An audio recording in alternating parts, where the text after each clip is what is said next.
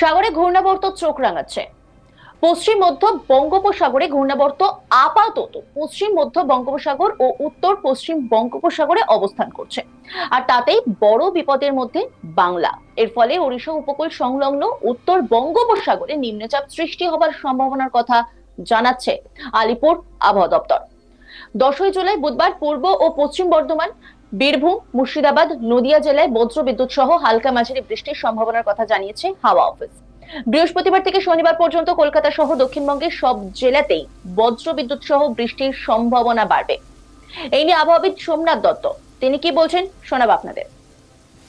বেশ কিছু জেলাতে, স্পেশালি উত্তরের 5টা জেলায় প্রতিদিনই প্রায় ভারী অথবা ভারী থেকে অতি ভারী অথবা ধরুন অত্যধিক ভারী, এবং বেশ কয়েকদিন আপনাদের ওই জায়গাতে লাল সতর্কবার্তা পর্যন্ত আছে। এরকম অবস্থা, একদম কন্ট্রাস্টিং সিচুয়েশন।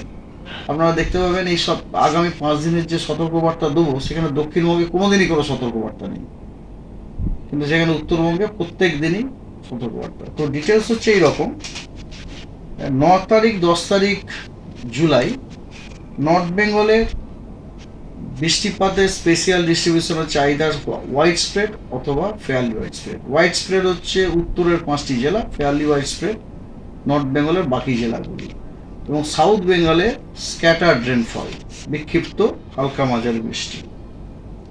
11 তারিখ এবং 12 তারিখে এই দুদিন নর্থ বেঙ্গলে আপনার ওয়াইড স্প্রেড রেনফলের, সমগ্র নর্থ বেঙ্গলেরই ওয়াইড স্প্রেড রেনফলের সম্ভাবনা আছে। সাউথ বেঙ্গলে ফেয়ারলি ওয়াইড স্প্রেড রেনফল হওয়ার সম্ভাবনা আছে, তবে ফেয়ারলি রেনফল যেটা হবে সেটাও কিন্তু হালকা মাঝারি বৃষ্টি, ভারী বৃষ্টির নয়। কিন্তু 13 তারিখে নর্থ বেঙ্গলে এগেন ওয়াইড স্প্রেড, সাউথ বেঙ্গলে কোথাও স্ক্যাটার্ড, কোথাও আপনার ওয়াইড স্প্রেড আছে। হোয়াইট স্প্রেডটা আপনার পশ্চিমের জেলাগুলি, বীরভূমটি বাদ দিয়ে পশ্চিমের জেলাগুলিতে হোয়াইট স্প্রেড রেনফলের সম্ভাবনা আছে 13 তারিখে।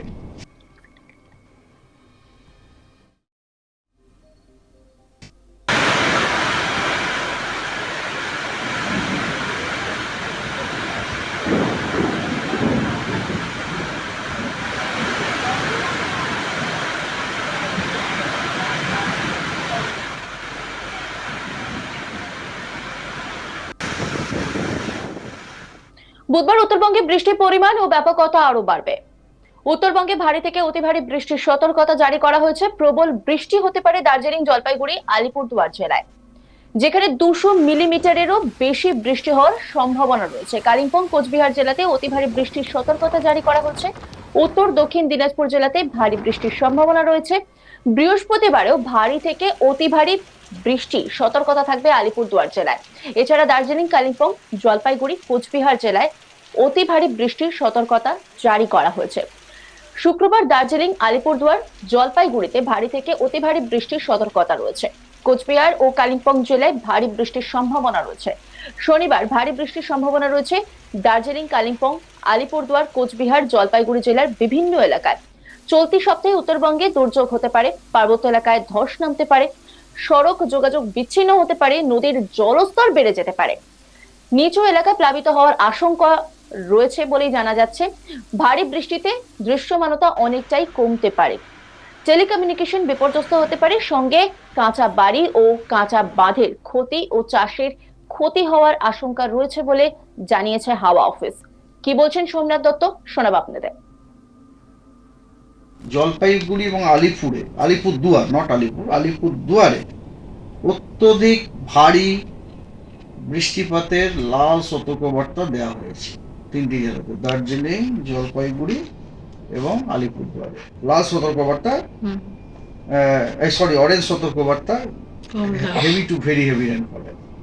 10 তারিখে কালিম্পং এবং কোচবিহারেও লাল সতর্কবার্তা দেওয়া হয়েছে ভারী থেকে অতি ভারী বৃষ্টিপাতের জন্য, এবং নর্থ দিনাজপুরে ভারী বৃষ্টিপাতের জন্য হলুদ সতর্কবার্তা দেওয়া হয়েছে। সাউথ বেঙ্গলে সেখানে কোনো সতর্কবার্তা নেই।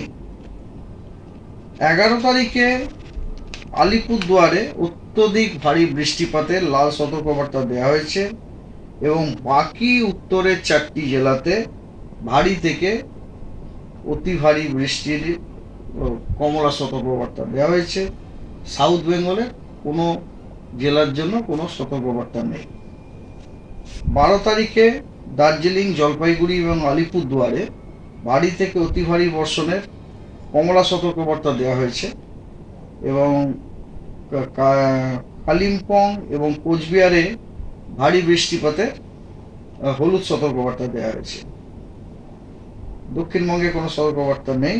আর 13 তারিখ, এটি লাস্ট ওয়ান, সেদিনে আপনার উত্তরবঙ্গের 5টি উত্তরের যে টপ উত্তরের জেলাগুলির জন্য ভারী বৃষ্টিপাতের হলুদ সতর্কবার্তা দেওয়া আছে এবং পশ্চিমবঙ্গের আর কোনো জেলার জন্য কোনো সতর্কবার্তা নেই। So this is in short. আর সিনপটিক সিচুয়েশন, যেটা গতকালও আপনাদেরকে বলেছিলাম, একটা চক্রবাত ঘূর্ণাবর্ত, ওটাও আজকে লেস মার্ট হয়ে গেছে, ওটা নেই, মানে ওগুলো তৈরি হচ্ছে না আর কি। কোনোদিন দেখা যাচ্ছে, তারপরের দিনই ওটা ফিজিল আউট হয়ে। সাগরে ঘূর্ণাবর্ত চোখ রাঙাচ্ছে। পশ্চিম মধ্য বঙ্গোপসাগরে ঘূর্ণাবর্ত আপাতত পশ্চিম মধ্য বঙ্গোপসাগর ও উত্তর পশ্চিম বঙ্গোপসাগরে অবস্থান করছে, আর তাতেই বড় বিপদের মধ্যে বাংলা। এর ফলে ওড়িশা উপকূল সংলগ্ন উত্তর বঙ্গোপসাগরে নিম্নচাপ সৃষ্টি হওয়ার সম্ভাবনার কথা জানিয়েছে আলিপুর আবহাওয়া দপ্তর। 10 জুলাই বুধবার পূর্ব ও পশ্চিম বর্ধমান, বীরভূম, মুর্শিদাবাদ, নদিয়া জেলায় বজ্রবিদ্যুৎ সহ হালকা মাঝারি বৃষ্টির সম্ভাবনার কথা জানিয়েছে হাওয়া অফিস। বৃহস্পতিবার থেকে শনিবার পর্যন্ত কলকাতা সহ দক্ষিণবঙ্গের সব জেলাতেই বজ্রবিদ্যুৎ সহ বৃষ্টির সম্ভাবনা বাড়বে। আবহাওয়াবিদ সোমনাথ দত্ত কি বলছেন শোনাব আপনাদের। বেশ কিছু জেলাতে, স্পেশালি উত্তরের 5টা জেলায় প্রতিদিনই প্রায় ভারী অথবা ভারী থেকে অতি ভারী অথবা ধরুন অত্যধিক ভারী, এবং বেশ কয়েকদিন আপনাদের ওই জায়গাতে লাল সতর্কবার্তা পর্যন্ত আছে, এরকম অবস্থা। একদম কন্ট্রাস্টিং সিচুয়েশন। আপনারা দেখতে পাবেন এই সব আগামী 5 দিনের যে সতর্কবার্তা দেবো, সেখানে দক্ষিণবঙ্গে কোনোদিনই কোনো সতর্কবার্তা নেই, কিন্তু সেখানে উত্তরবঙ্গে প্রত্যেক দিনই সতর্কবার্তা। তো ডিটেলস হচ্ছে এইরকম: 9 তারিখ 10 তারিখ জুলাই নর্থ বেঙ্গলের বৃষ্টিপাতের স্পেশাল ডিস্ট্রিবিউশন হচ্ছে আইদার হোয়াইট স্প্রেড অথবা fairly white spread. White spread হচ্ছে উত্তরের 5টি জেলা, ফেয়ারলি হোয়াইট স্প্রেড নর্থ বেঙ্গলের বাকি জেলাগুলি, এবং সাউথ বেঙ্গলে স্ক্যাটার্ড রেনফল, বিক্ষিপ্ত হালকা মাঝারি বৃষ্টি।